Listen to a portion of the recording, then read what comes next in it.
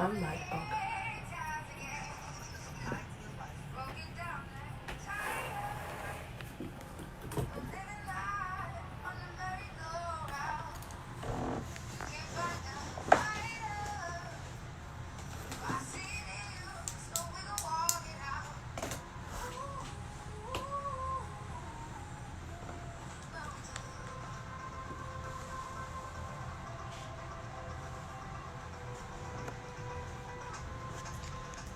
Good afternoon and welcome. You're listening into the Ideal Life Training Radio Show, where experts provide you with simple yet practical tips, tools, and strategies on life, business, and success that will help you on your journey to creating a life of purpose and profits.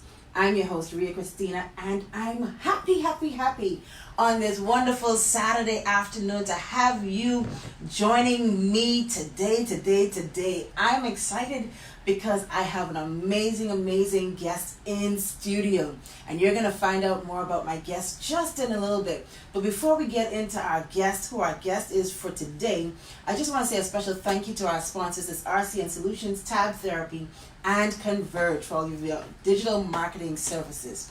All right, so today we're going to be talking about remove the barriers, restore your vision, and reclaim your mind. Yes, we're going after it. Removing the barriers, restoring your vision, and reclaiming your mind. We're going to talk about the 7 ways to change your mind in 7 days.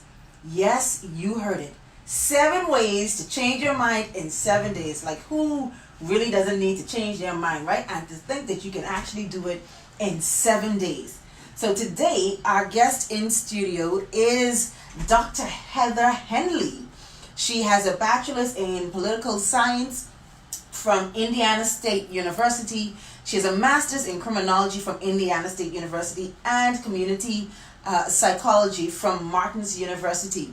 She is a licensed mental health counselor with credentials as a certified sexually abusive youth clinician, a registered behavior consultant, a qualified mental health professional, and has a PhD in psychology and Christian counseling.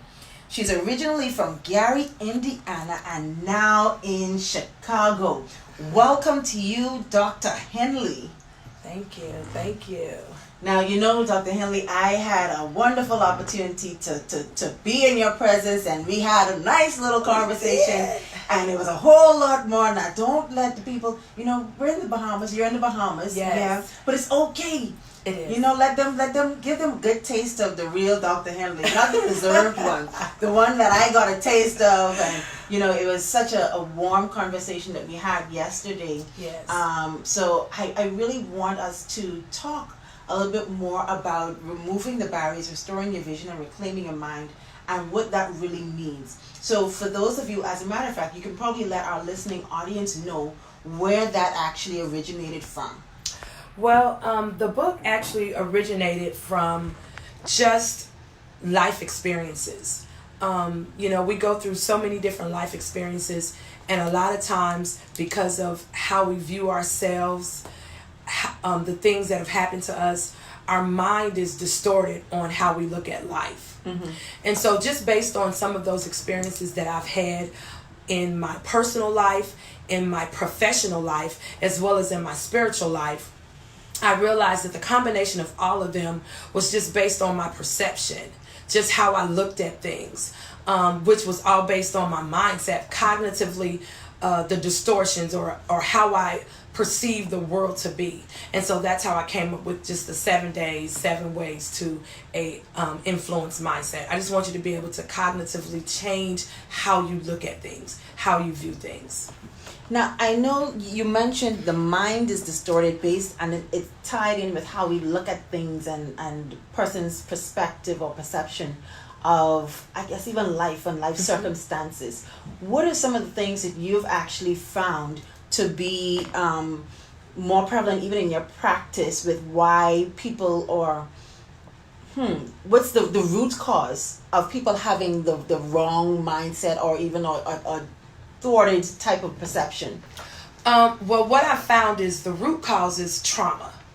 Just a lot of trauma sometimes individuals think that trauma is maybe just domestic violence, or trauma is a molestation, or sexually assault. But trauma can be anything. You can get into a car accident and go from being able to walk to being paralyzed. That's a trauma.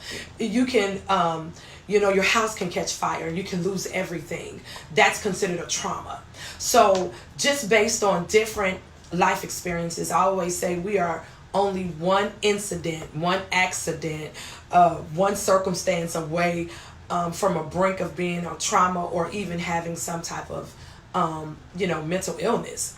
One situation away, because it's all in how we perceive it, or how we handle it, how we respond to that particular incident, that particular trauma.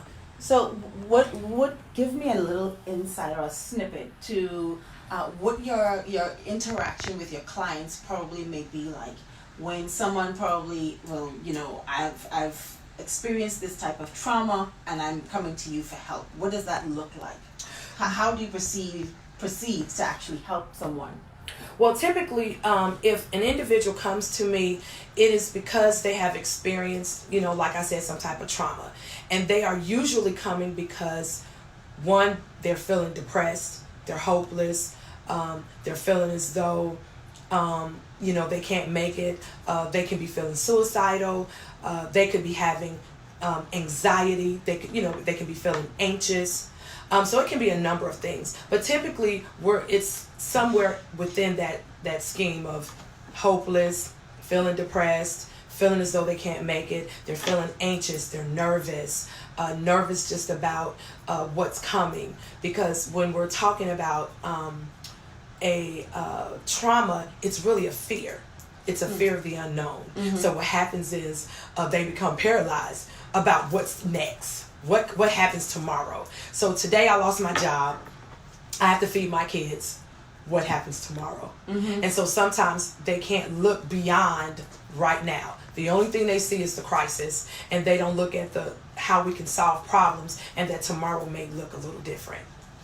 All right, so I think we can actually go into 7 ways to changing the mindset in 7 days. Because even if you're in that place of hopelessness, you're feeling as though all is lost.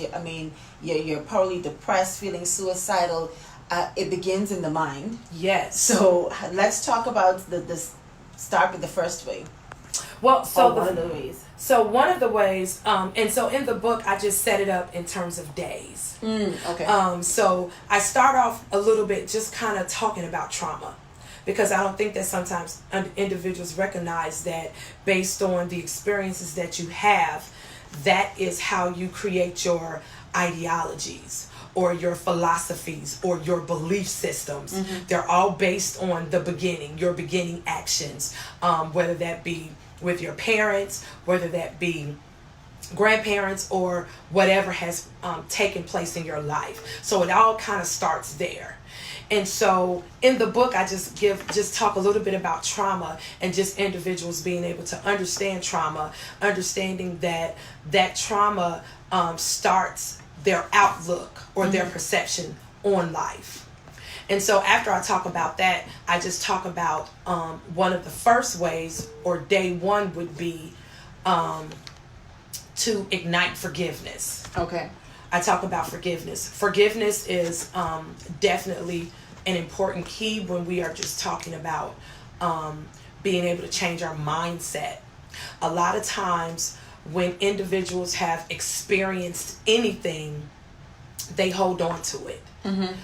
They hold on to the resentment, and from there they gauge everybody as even if I was to say I felt rejected.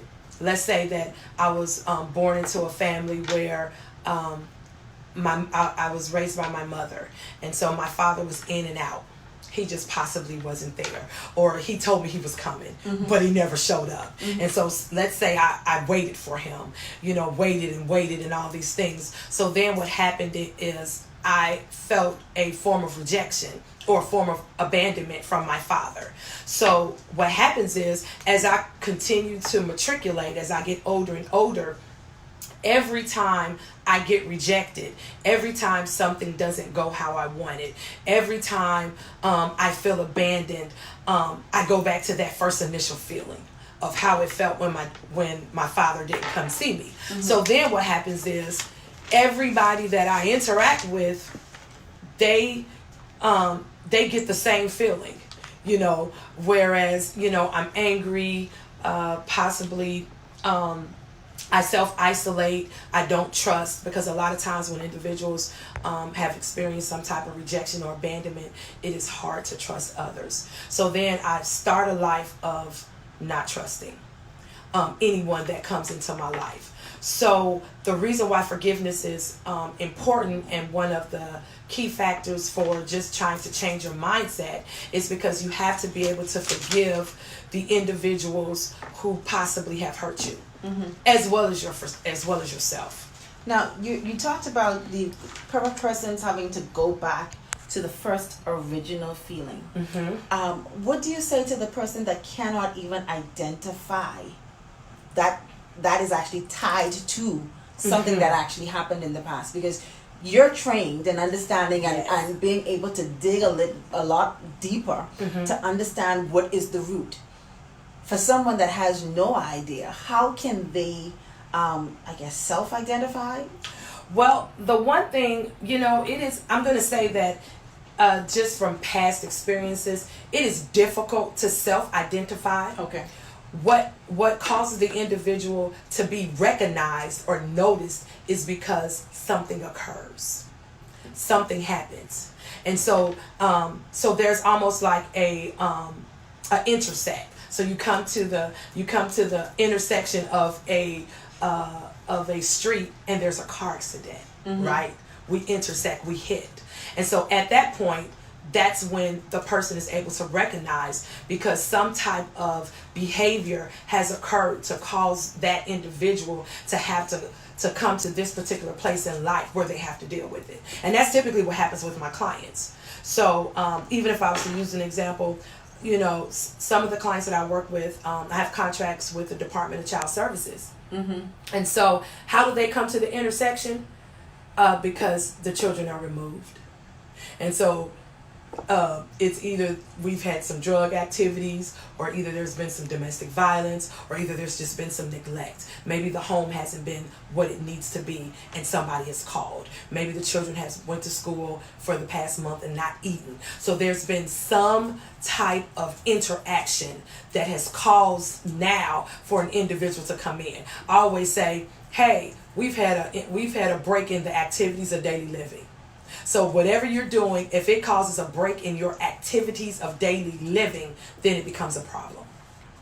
So then now an individual has to enter in, and then at that point is when we begin to start processing and just breaking down, trying to figure out what those barriers are that are continuing to control them or keep them stagnant from moving forward, or just having their vision blurred, where they don't even see how they can get out of the current situation. Now, let's talk about what are some of the telltale signs that a problem really exists for the person who may not go as far as probably resorting to the drug activity or being rebellious, acting out, that sort of stuff. If that is not visible, how can you tell otherwise that something is wrong? Because yet again, even in the example that you would have talked about, a child being in the home, the child may be in the home and everything may still seem to be fine. In the school environment, the child may still seem to be fine. But what happens, if you don't know, if you can't, it's not visible. Right. Well, typically, over time, I always say over time, things begin to present themselves. But if we're talking about telltale signs for individuals that may not even notice it, a lot of times we have individuals that, struggle with irritability, struggle with just problem solving. We're at work together, and every time you come to work, you're mad or you're irritated. Or if I come through the McDonald's line, you're distraught, you're not happy because of your current situation, whatever that may be. So you may come off to be rude at times. You're disheveled.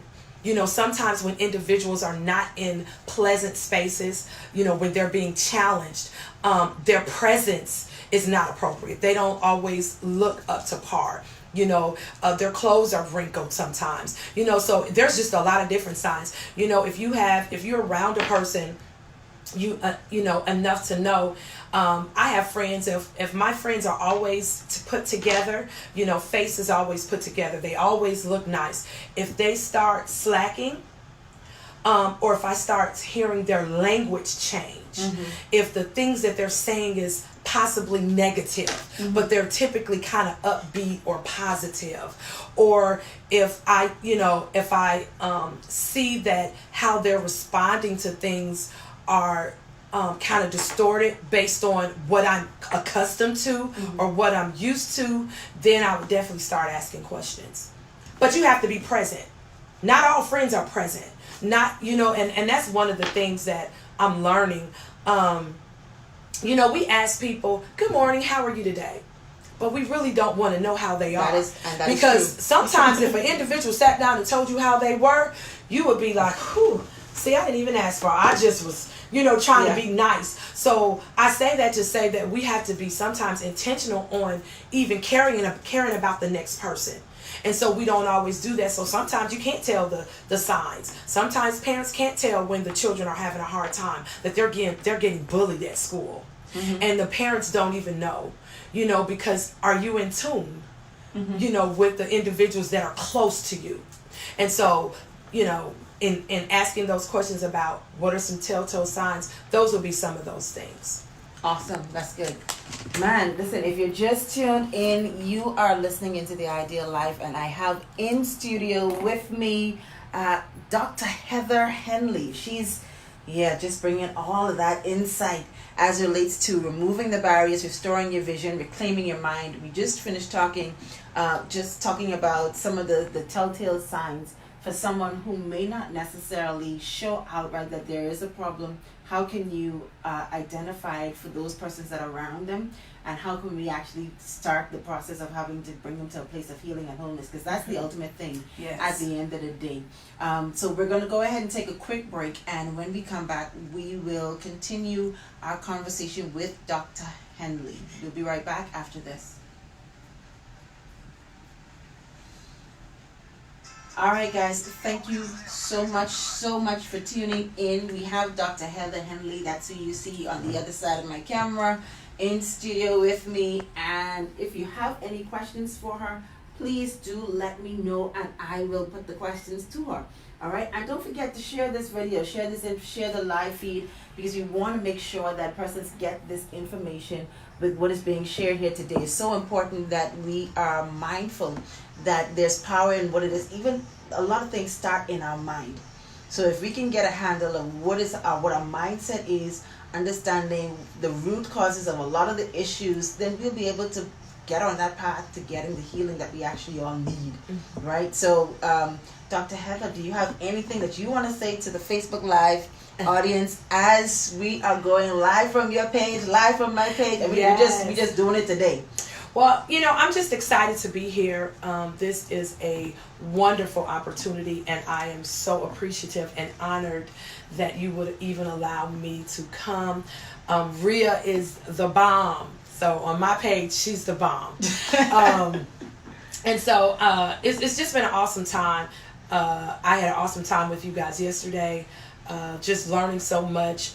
A lot of times when we are talking about mental illness or any type of illness, as African Americans, we are not transparent. And so that is one of the hindrances in our culture, because we're not transparent. Everything is a secret. And so because it's a secret, we think that no one else deals with those same issues, but it actually hinders us and causes issues even in the workplace, which was what our discussion was even on yesterday, concerning just entrepreneurship and leadership. It just causes us to have issues in order to move forward, even in business, because we're so angry. And how is it that we're going to serve our clients being angry, right? we cannot serve our clients being angry. We have to be able to deal with ourselves. Yeah. You know, and then even as coaches, you know, I understand that, you know, coaches definitely do motivational interviewing styles. So you want to lead the individual, the client, not the patient. You want to lead the client to be able to make those decisions on their own. However, if cognitively how they process is distorted, that every decision that you want them to come to, that you put the tool in front of them for problem solving, it's going to be distorted because they're going to be looking at it from a broken place. So how do they move forward in business unless we try to break down those barriers or those things that's hindering them? That's good. That's good. We need to break down the barriers that's hindering them so that they can move forward. Yes. And not feel as though they're stuck and not able to accomplish the things that they would have set out to do. And you know, it's one thing to have in mind that I want to go ahead and do this thing, and you just don't understand what's holding me back. And then you see cycles and cycles. Well, I keep on getting to this particular point, and then I get stuck. Yes. Get to this particular point, I get stuck. Get a little bit movement, and then I get stuck. Yes. Gotta break the cycle. It's a cycle. It is. And you know, sometimes I don't think individuals even recognize the cycles. You know, in order to even be able to break the cycle, you know, you definitely need to be able to write down those goals. And I know even yesterday you talked about being able to write down the goals. I mean, it's so important. You need to be able to write down your behavioral cycle. I can sit down and write my behavioral cycle. You know, just the things that trigger me. You know, and those are triggers that I know were in my past. You know what I'm saying? Sometimes when I feel, because I dealt with rejection and abandonment in my past, and I was in an abusive relationship. And so a lot of times when I interact with people, because we're human, even in the business world, sometimes I get triggered. I'll be like, okay, so are you, because you know, I'm starting to feel like I felt from Johnny. We're going to call him Johnny. You know, when Johnny would address me, you know, that way to belittle me or make me feel some type of way. And so I have to then recognize, like, okay, Heather, so we're at work, and maybe that was not the intention of that particular boss. Right? That wasn't the intention. Maybe it came at me wrong, or maybe I felt it wrong. But if I don't recognize that that's my trigger, I'm just like, oh, you're not going to be talking to me that way.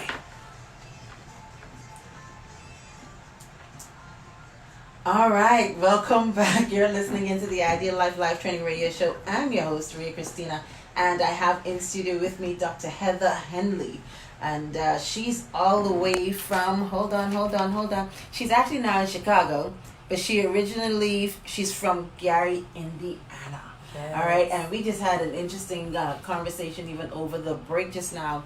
And one of the things, even as you talked over the break, you were talking about writing down your behavioral cycles and your triggers.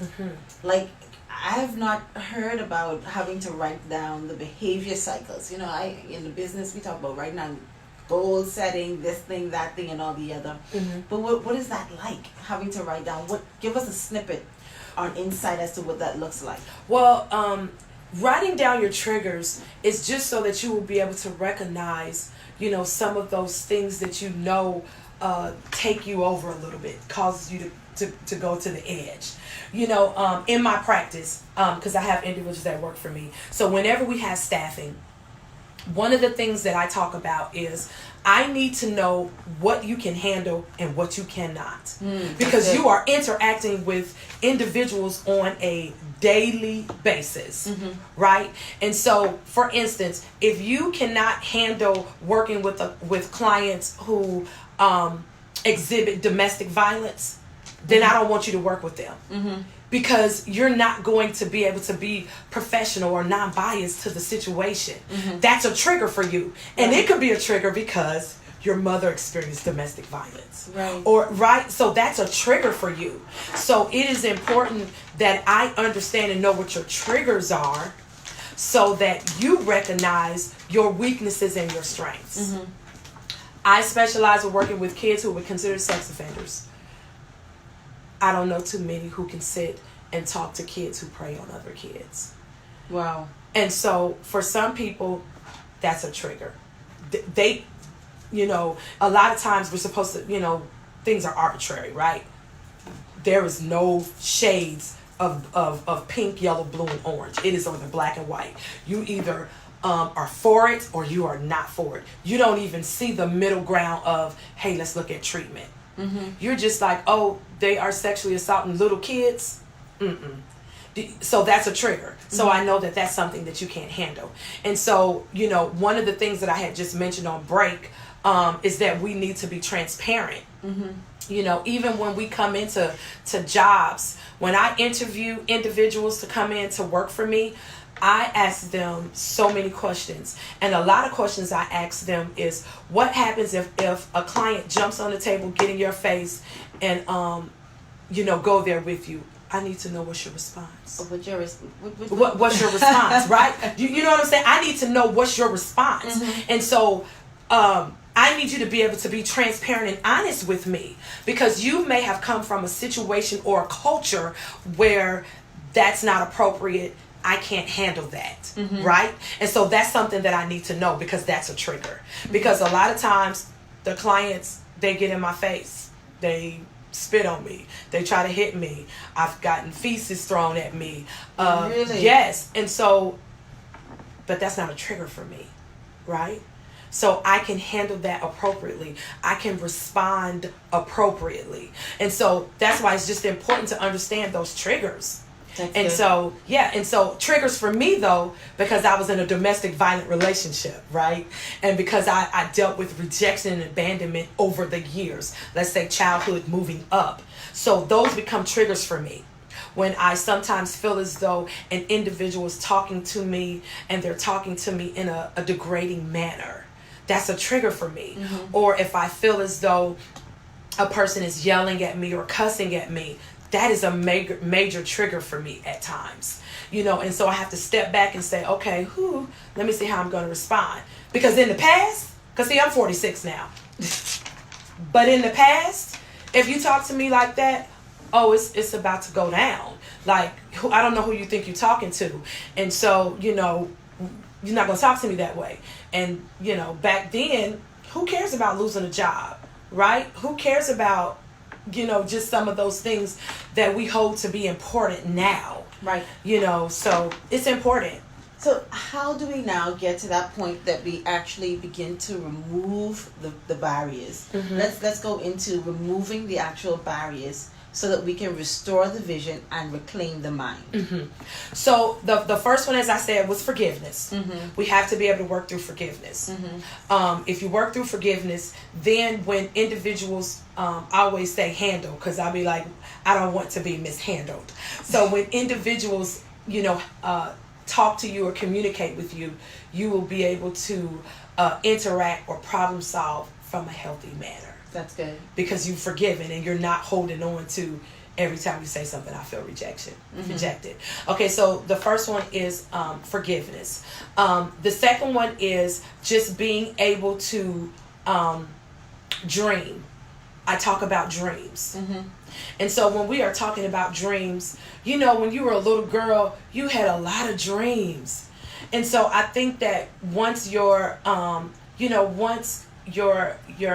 is kind of distorted, you no longer dream. You no longer, because dream becomes desires or aspirations. That's good.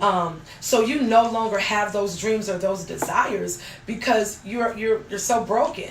And so when you are in the process of trying to restore your mind, you then begin to start that process of dreaming. And so one of the things that I have clients to do is I have them to write down their dreams. And I be like, I don't care how far-fetched they are. If you tell me that you want to be a billionaire, you want to be the president, I was like, let's write it down. Oh my God. Because it's a dream. And so what happens, like I stated, dreams become desires, then desires become those aspirations. Because what happens is then as we go down a little further, we go dream, vision, goals, right? So then we can sit down and say, so what are we going to do to help you to meet that? And we start in kind of those small baby steps, the steps where we can show them that they can be successful at the small things. And so then when they begin to build on top of each other. So we talk about the dreams. And so whatever the dreams are, I tell them to write them all down. And so after they write all the dreams down, we go through and we kind of choose some, because, dreams can be like, I want to go to, live on the moon. Who knows what the dream is? When you're... But listen, you don't knock me. You Come said I on now. can dream. Hey, I want you need to dream big. which means that your imagination is going. Yes. Right? So, Yes. because we're trying to do some healing. Yes. So with the everything that we're doing, I am causing you to reframe a thought process. Everything is strategic. So we're going to forgive. Now I have to make you think about some things in order to forgive, right? Okay, so now we're going to forgive. Now we're saying, okay, well, I get to dream about some stuff. Yeah, I want you to dream about some stuff. If you tell me you want to make money, I'm like, okay, well, how you want to make money? What do you think you need to do to make money? What does making money look like to you? And so we're just writing down all of those dreams. And so once we kind of write down those dreams, we talk about those dreams. We talk about what made you even put that dream on the paper. Sometimes it goes back in childhood. Oh, I remember my grandmother used to cook. And so I used to help her in the kitchen. I really wanted to be a cook. And so we're talking about all of the dreams. And so what happens is it causes you cognitively to start thinking of more positive things that you really do have in your life over those negative things that has been a current influence. Because a lot of times when so many negative things come, we forget about everything that's good. Yeah, that's true. You just forget. Yeah. Because so much stuff happened. I'd be like, well, did you find anything good about it? Did I do anything good? Did you like when we went to the movies? Did you like when we hung out? Well, we probably didn't even remember that we went to the movies. You didn't remember. No. Right? Yeah. So now I'm making you to think about everything, because that's a processing. Okay, so you're talking about your dreams, whatever those may be. And so then when we slide in from dreams, let's talk about the visions. Because, a dream is a desire or an aspiration. Right. Now, I need you to write it down. The Bible talks about write the vision. Because make it plain. So we're going from dream, desire, aspiration, right? Now we're writing down the vision. And so you're writing your vision down. Again, we're just processing through all of these different things because, again, I want you to change your mindset. I want you to change how you're looking at things. And a lot of times individuals don't even realize they have a dream, or they don't realize that that's a dream that can become a desire and aspiration, becomes a vision, then we write a goal. They don't even realize that. Wow. It's a setup. That's what I always be like. It's a setup. We talk about redirection in therapy. So, when individuals are in a behavior, we want to come in quick.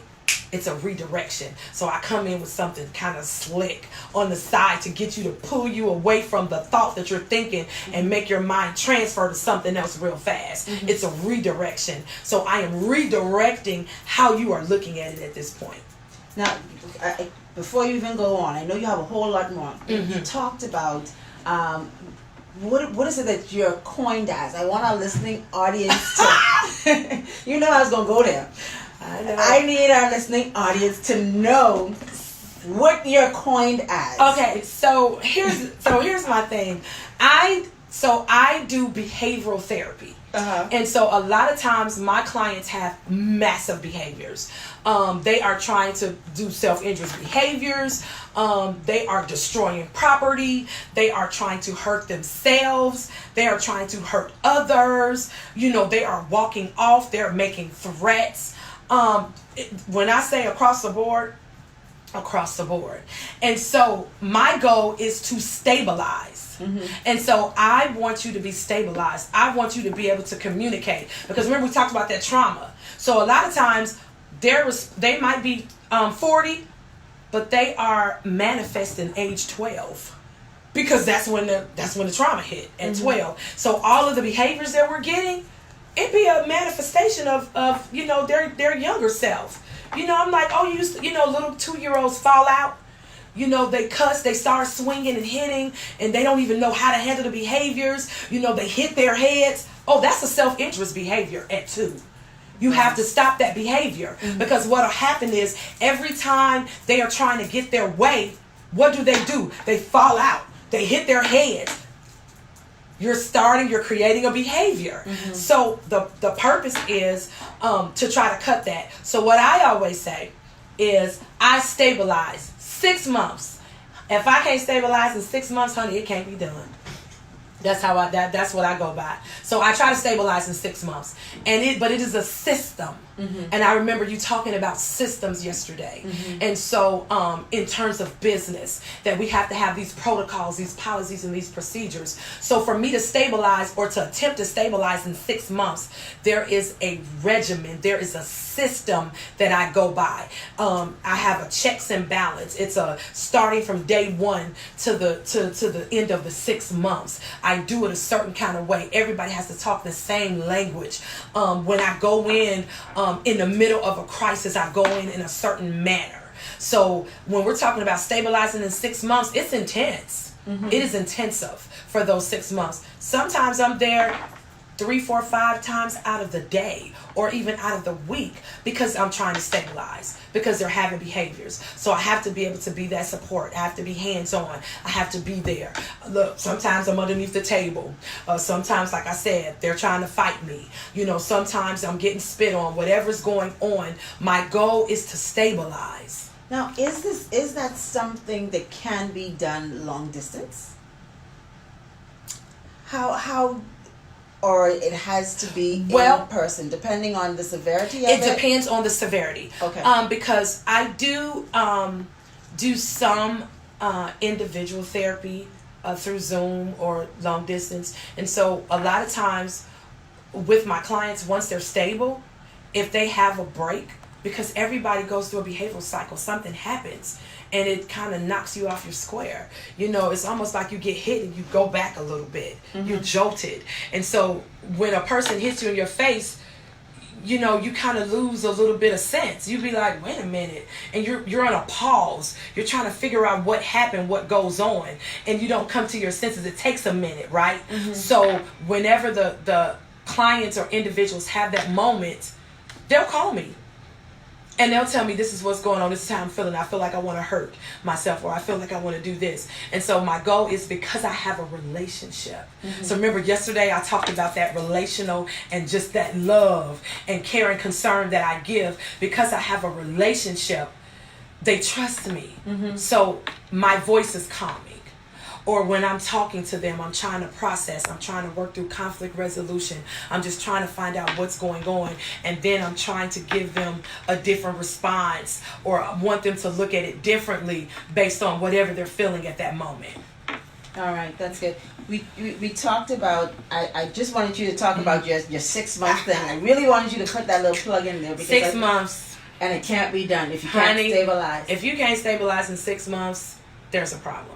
And that is the truth. Yeah. If you are hands-on, even when a person goes to the doctor because your blood pressure is high, you have diabetes, they get you stabilized in 6 months because it's life or death, correct? Yeah. If you're diagnosed with cancer or anything, they don't wait.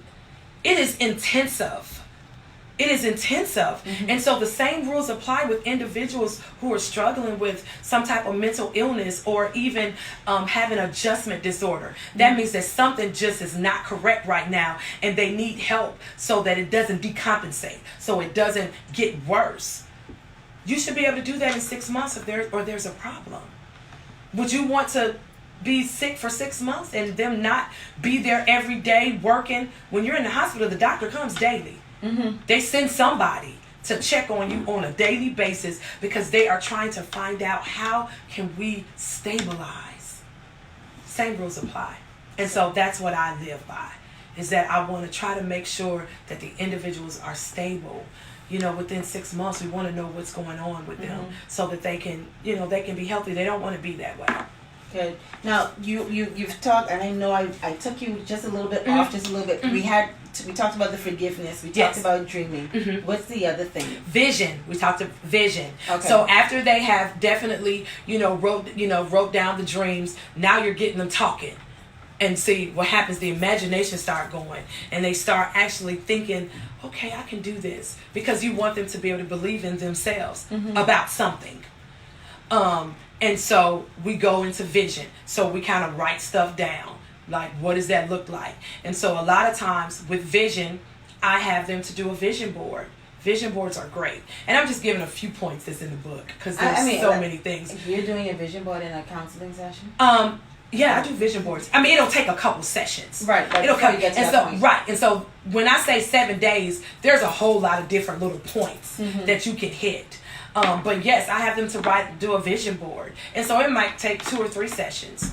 You know what I'm saying? Or either I'll say, hey, I always give them a precursor to what's next. So I'll be like, hey, when you come, we're gonna do a vision board, because I need them to change. I gotta change their mindset of how they're looking at things, which is why my clients a lot of times are stable. Whether it is my clients that are MR, or my DCS clients, or even the clients that I do coaching with, because I really take the time, and I want to know everything so that I can try to help to problem solve. So we do that. We do a vision board. Vision boards are good, because I just want them to write it out. I need them to see it. I want to know what's in your mind. What are you thinking? What do you think that you can't do? What do you think that you love? So we just put it all on the board, make it look pretty. Some of them have never done a vision board. They haven't cut out and colored and did things since primary school. Yes. Yeah. And so the child comes out. Yes. Want to be creative. Yes, and it is so good. And then they find out so many other things and skills that they didn't even know that they had. And so we do that, and we take the time, and they play. We talk about it, because we got a process. So we got tears too, because I want to know, hey, well, this is your vision. What happened? And so sometimes I find out somebody said I was gonna be nothing. Yeah. So guess what? I deal with it so we can move forward. Yeah. We have to go after a lot of the negative talk, the negative talk, and even the belief systems, as you would have mentioned before. Absolutely. Because a whole lot of times the belief system is what actually cripples a whole lot of people and causes them to not even want to move forward, because someone who they probably trusted in the past as a trusted voice may have said some things that actually stifled them. Yes. And it's sad that it's the thing that actually stifles a whole lot of people. But yet again, there are a lot of us that don't even realize that's the thing that's actually stifling us, because it's in our subconscious. We have it, tucked away. Yes, it's just in a little compartment back there. Yeah, one nice little compartment with the red bottom shoes sitting in front of it. But we need to get the help, and I think it's most needed that we actually go through the process of understanding that there are ways that we can go ahead and change our mindset and begin to reframe, as you would have mentioned, reframe some of the thought processes that we probably would have had in the past, so that we can now change the way that we actually move forward. Yes. All right, good stuff. We're going to go ahead and take a quick break, and when we come back, we will wrap up everything that we've been talking about today. So we'll be right back after this. All right, guys, so thank you so much. Let me just turn the camera real quick so you can see my face. Right, so we have the face that you were seeing just now. That's Dr. Heather Henley. She is visiting the Bahamas. This is an amazing woman, and I had an opportunity to sit on a panel with her yesterday. As a matter of fact, we did a whole lot of other stuff yesterday as well. Shout out to Toyinda. We need to say hey to Toy Smith. She is busy today, getting her coaches certified today. That's what's the name of the coach? Champion Influence. Champion Influence, right. So Toy, we want to give a shout out to Toy today, and she did an amazing job yesterday at our leadership summit. I was a speaker, as well as Dr. Heather Henley. We had a blast of a time. It was a whole lot of information, a wealth of information that was being shared, and the lives were being lives were being changed, lives were being impacted. I mean, it was an experience. I would call it an experience because you may think that you're going to just simply a leadership summit where you're just simply going to get information and people just throwing information at you. But the thing that I can say that I enjoyed most about it was that we felt each presenter. Yes. You actually could have feel the presentation, and it was even to the point where tears were being shed. Listen, y'all, at a leadership summit, tears are flowing. Who does that? Like, who does that? Yeah. You know, but that's when you understand that you're getting to the heart of the person and you're really making the transformation and the change that you probably want to see. And that's what it's all about. We can do seminars day in, day out, but if there's no transformation and if the people are not leaving equipped to do something and empowered to do something after they would have left there, then the efforts you would have made is all in vain. All right. We have a text that's actually coming in, and the text, clearly the person probably may not even know that you're not even in Nassau, but they're asking, can you please go to the public and private schools to present to the teachers? Well, I'm gonna address that when we get live back on the radio, because I mean, you know, except they're deciding or trying to figure out how they're gonna make that happen, then they can always hit you up and give you some information as to how that could possibly happen. But I'll definitely let them know. We're gonna go back live on air and we're gonna wrap the show up. Okay. That's been enough. Time flies. Dr. Heather doesn't want to leave the ideal life, y'all, because she's like, that's an hour already. Yeah, an hour's gone by already. And welcome back. You're listening into the Ideal Life Live Training Radio Show. I'm your host, Ria Christina, and I have in studio with me Dr. Heather Henley. Yes, we were having amazing time on break just now, and I think all throughout the show, it was a really good conversation. I have a text that's coming in that I actually just read just now, and one of the questions that's coming in is, could you please go to the public schools and private schools to present to the teachers?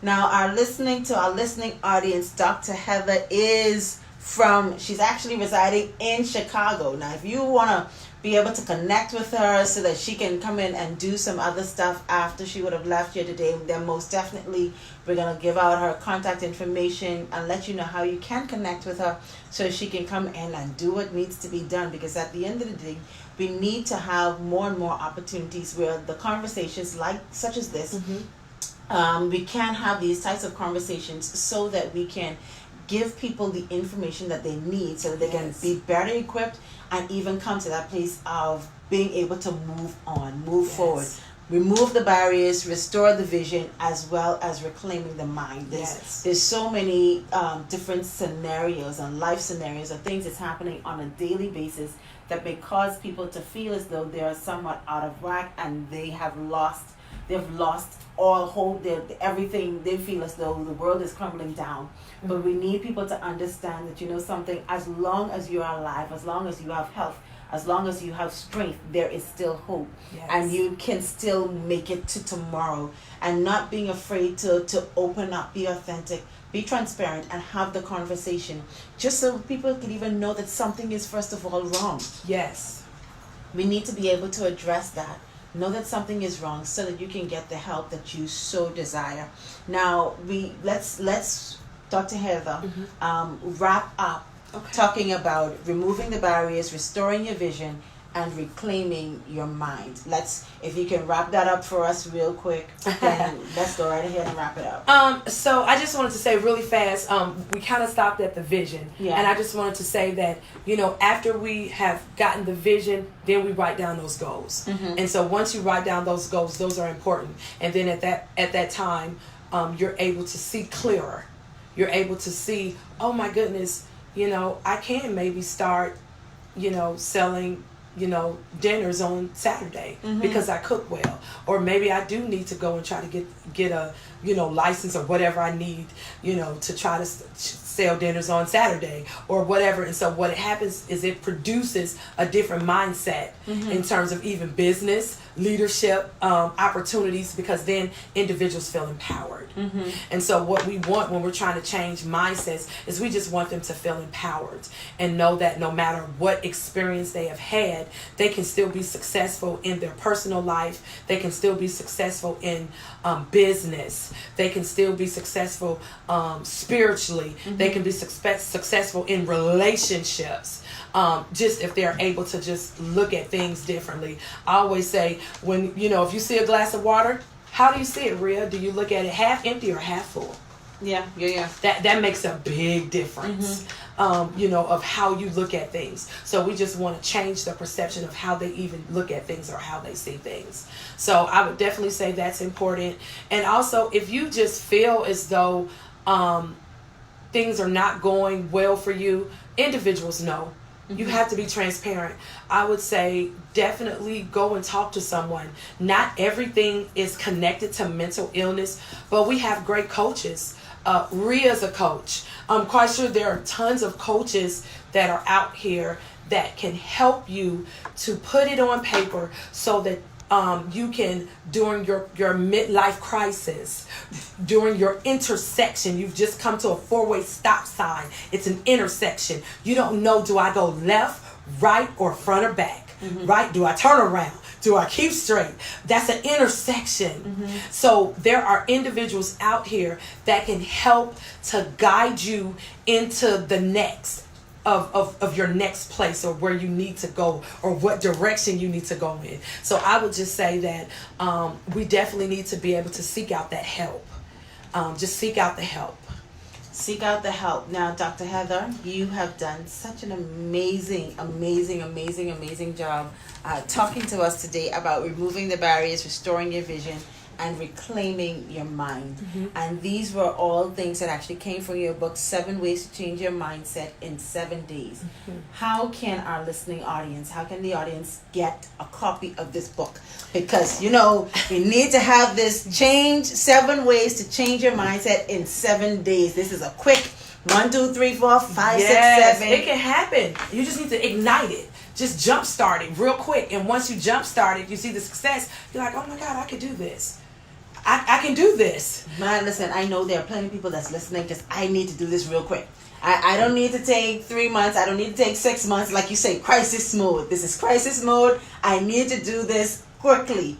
How can you get a copy of this book? So you can get it on Kindle. You can get it on Amazon. It's on Google Play. I have an ebook. When I get back, I'm going to be working with a vendor to turn it into an audio book, because everybody is like, I don't want to read. Can I listen? So I am working on a audio book. I'm looking for a wonderful voice. Well, you're listening into The Ideal Life. Yes. Oh, so goodness. I am going to get it on audio. So it is definitely available now. And the book is $10. I also have a book, I Am an Orange Uncompromisingly. That one is on Amazon as well. Tell us about that book. Okay, so that book is it is a self-help book about trauma. It is just about, what I do is I use an orange analogy. And so I say I am an orange uncompromisingly. And so the reason why I say that is everybody is ultimately an orange. And so I just talk about how an orange goes through so many different processes. An orange is battered, torn. It actually doesn't come out orange. They actually spray a gas to make it orange, to make it pretty. And so I just talk about all of the different things that an orange endures. It has to go through 10, 15 years of maturation. I mean, the orange goes through a lot, but it tastes so good after everything that it went through. So I just talk about all of the different changes that we go through. But at the end of the day, we're still good. We still taste good. There's still some goodness about us. So I just use the orange analogy, and I just talk about you have to take your past adversities, the things that you've experienced, and allow them to push you into destiny, push you into the next, push you into the things that you're supposed to be doing, the things of God. Because we go through those things, and people be like, I wish I didn't have to go through that. Well, you wouldn't be where you were had you not gone through it. So that's what that book is about. Definitely you can read, they're on Amazon, Google Books, which I was like, oh, they're on Google Books, but they're on Amazon and Kindle. And like I said, I am working on audio. All right. Now, how can the listening audience get in contact with you? If they need to reach out to you, how can they get you? Yes. So you can go to my webpage at www.heather-henley.com. And on the last page, I have a contact page where you can contact me. I am also on Arthur Heather Henley on Facebook. I am on Arthur Heather Henley on Twitter, as well as at Heather Henley on Twitter. And on Facebook, it's also Arthur Heather Henley. And on Instagram, it is Heather Henley, Heather_Henley. Okay, and let's spell that Henley. It's Henley. Henley. All right, there you have it, Dr. Heather Henley, live on the Ideal Life Live Training Radio Show. I just want to say a special, I just say thank you once again for coming in studio to be able to share with our listening audience today. For those of you, listen, if you missed it, today was an amazing time. And guess what? My last announcement before we wrap it up. Wow Experience 2019. If you haven't gotten your tickets, you need to be a part of Wow Experience 2019, September 27th and 28th. We have amazing speakers that's going to be here in Nassau. On those 2 days, they're going to be here in Nassau. Okay, so you need to make sure go to experiencemywow.com to get your tickets. And if you want to go ahead and get, I have the tickets. I'm going to show you. You follow me on Facebook. You'll be able to see the tickets, and make sure you're able to purchase your tickets and message me. If you want a payment plan, send me a message and we'll be able to work it out, all right? So have a great weekend. Thank you so much for tuning in, and I'll see you next week, Saturday. We'll see. But enjoy your weekend. Have a great weekend, guys. All right. Thank you so much for tuning in today. Thank you guys for tuning in. Yes. So I'm going to see you next week, Saturday, okay? The next show is going to come up. All right. Say bye-bye, Dr. Heather. Bye. All right. Have a great week.